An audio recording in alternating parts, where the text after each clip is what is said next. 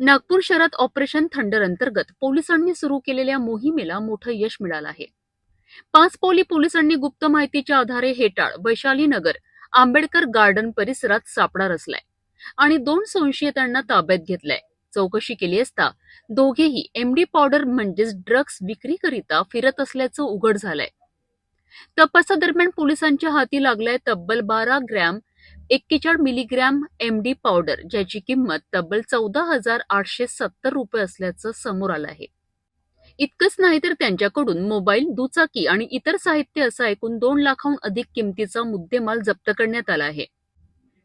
हे दोघं आरोपी स्वतःच्या आर्थिक फायद्याकरिता तरुणाईला नशेच्या गर्तेत ढकलत होते. या प्रकरणी पोलिसांनी एनडीपीएस कायद्यानुसार गुन्हा दाखल करत दोघांनाही अटक केली आहे. सध्या पुढील तपास सुरू असून या रॅकेटमध्ये आणखी कोण सामील आहे का याचा शोध घेतला जातोय. ऑपरेशन थंडर अंतर्गत नागपूर पोलिसांची ही कारवाई ड्रग्ज माफियांकरिता मोठा इशारा ठरत आहे.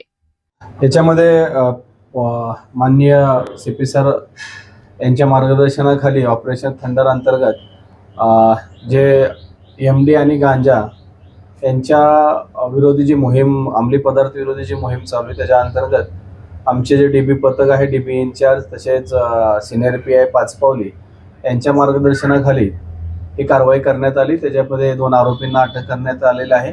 त्यांच्यावरती पूर्वीचे सुद्धा गुन्हे यामध्ये आहेत आणि त्यांच्याकडून जवळपास 12 ग्रॅम एमडी जप्त करण्यात आलेले आहे.